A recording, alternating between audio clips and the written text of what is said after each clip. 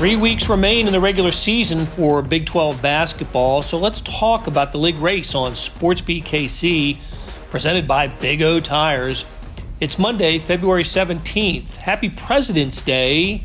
I'm your host, Blair Kirchhoff. I didn't know it was a federal holiday until I started driving toward downtown and didn't hit any traffic.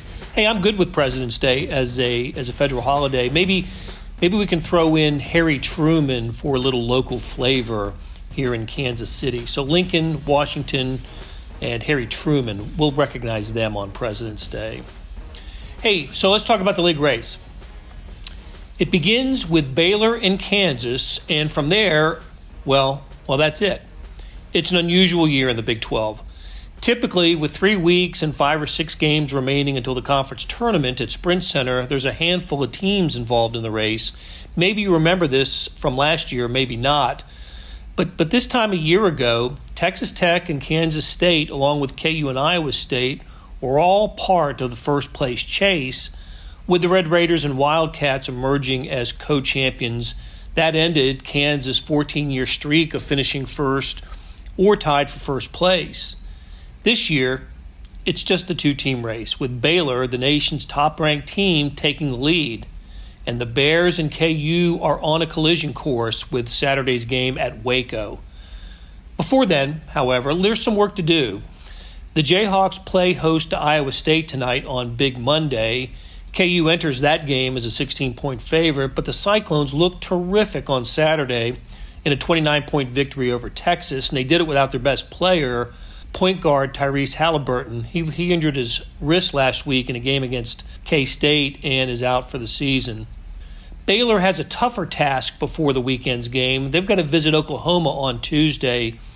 The Sooners lost by 17 at KU on Saturday on a day where guard Marcus Garrett played the best game, or at least his best game of the season. 6 3-pointers, 24 points, 4 steals. And then the 4 steals came in a first-half flurry that changed the game. But the Sooners, they're an NCAA tournament team if the season ended today, and they've lost only 1 game at home this year, and that was to Kansas. So, if Baylor and KU take care of business and come up with victories early this week, they'll have a combined 22-0 record since their previous meeting in Lawrence. That's pretty remarkable. Baylor would be in first place with a perfect league mark in that game. Kansas would be second with 1 loss. And entering the week, Texas Tech was the third-place team at 7-5, thus a two-team race. The victory over Oklahoma improved Kansas to 11-1. It's the Jayhawks' best start in Big 12 play since the 2009-2010 season, but they're in second place. I asked Bill Self what it was like to have a team playing as well as the Jayhawks and still be in the chase mode. Here's what he had to say after the Oklahoma game on Saturday. The thing about it is we want to win the league bad.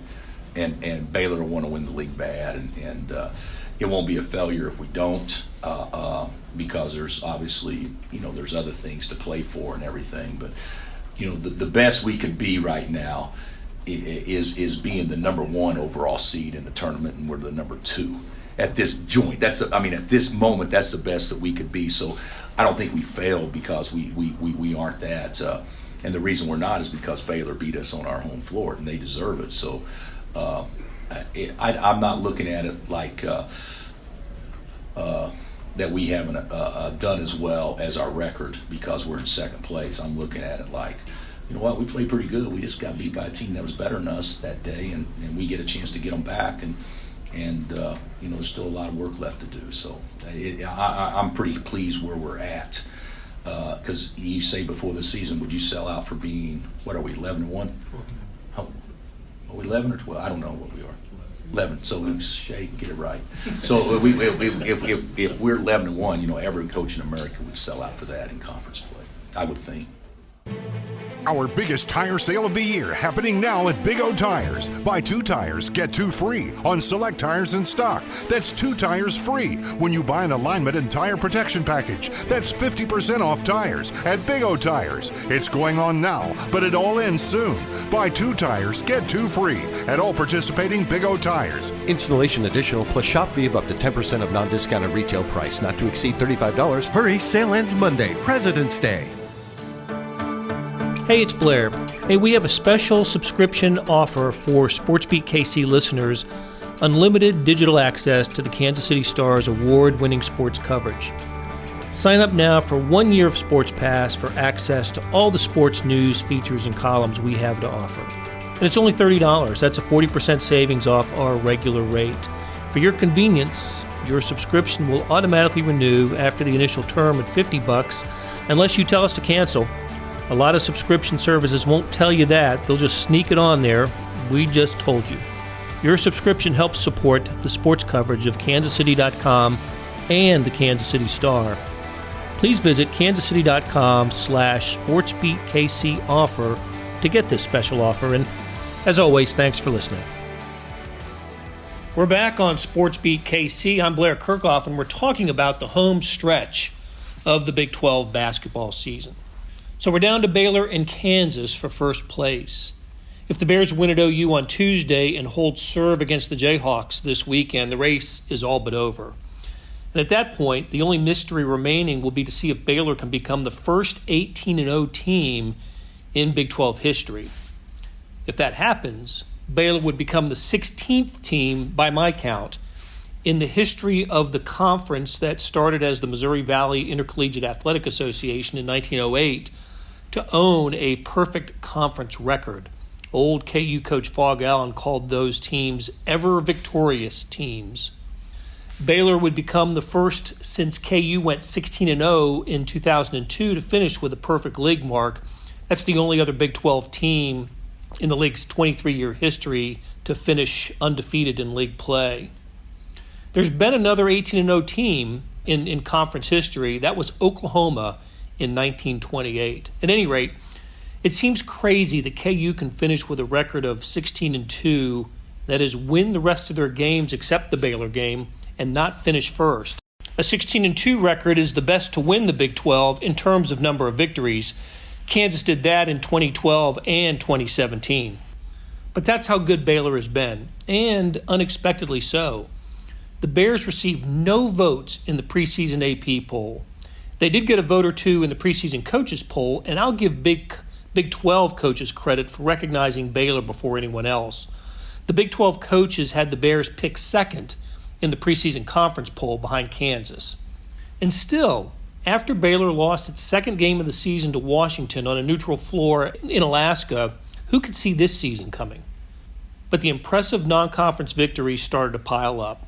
Villanova, Arizona, Butler, and to me, the big eye-opener occurred in the second Big 12 game when the Bears went to Texas Tech and won. Their next game was at Kansas. Obviously, Baylor would fall flat, right, coming off a tough win in Lubbock? But no. Baylor hit the accelerator late in the first half in Lawrence and took a 13-point halftime lead. They cruised home to a 12-point triumph in Allen Fieldhouse. It was the program's first victory in Lawrence in 18 attempts. Scott Drew's teams have been competitive for most of his years in Waco. He got there the year Self became the Kansas coach, making those two the Big 12's elder statesmen. And the Bears have appeared in the postseason in 11 of the past 12 years in the NCAA tournament in 8 of those years. This is by far the greatest stretch in Baylor basketball history. The number one ranking Baylor has owned for 5 straight weeks now is the first in program history. They're doing it with great defense, although not much of the zone Scott Drew's teams have been known for. They enter the week ranked 5th nationally in scoring defense at 58.4 points per game. KU is 7th at 60.2 points per game.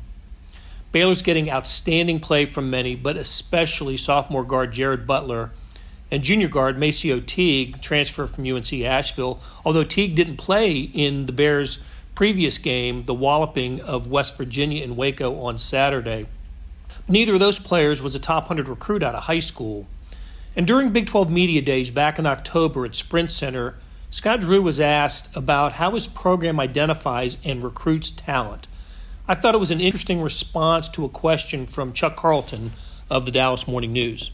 Well, I think the longer we've been at Baylor, too, we've been able to maybe get a chance to get a better feel for players 3 and 4 years out, recruit them longer, see them in our camps, and get a feel for just the intangibles, the character part, who's going to work hard, who's going to keep developing, who's going to be coachable. And I think we've put more stake into that, more ownership into that, and because of that, we've had players that have come that haven't been ranked as high, and Torian Prince just signed an extension and close to $30 million, and he was a guy that was ranked 25th in the state coming out, going to Long Island University, and didn't start until his senior year, and was a great player for us, but coming in, people wouldn't have known who he was. Royce O'Neal might start for the Utah Jazz and transfer from Denver, and coming out of high school was a 0-star guy by some scouting services. So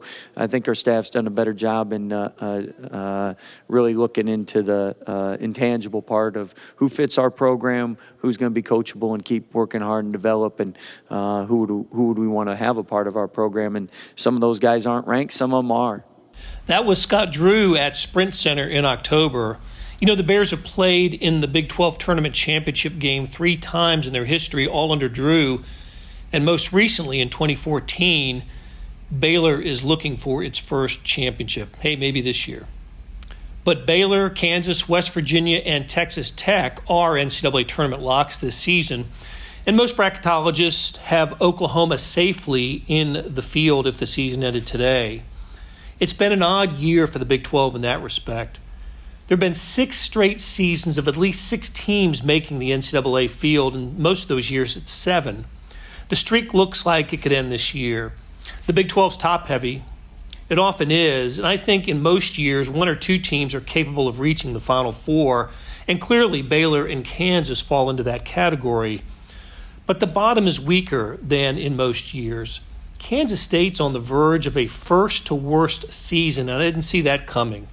TCU just broke a 6-game losing streak by beating the Wildcats. Iowa State and Oklahoma State have struggled, and Texas is playing below expectations. Often in the Big 12 tournament, you can see an NCAA tournament team play on the first night when the bottom 4 seeds tangle. I think from an at-large standpoint, that won't be the case this year. Still, the Big 12 is the nation's second-ranked conference behind the Big 10, and the league's been ranked first or second in the computer rankings several years now. But this time it's on the strengths of its top 2 teams, Baylor and Kansas, who will deliver college basketball's Game of the Year on Saturday. Well, that'll do it for another SportsBeat KC, the Star's daily sports podcast. Thanks to Randy Mason for putting together today's show, and to Chris Fickett for producing.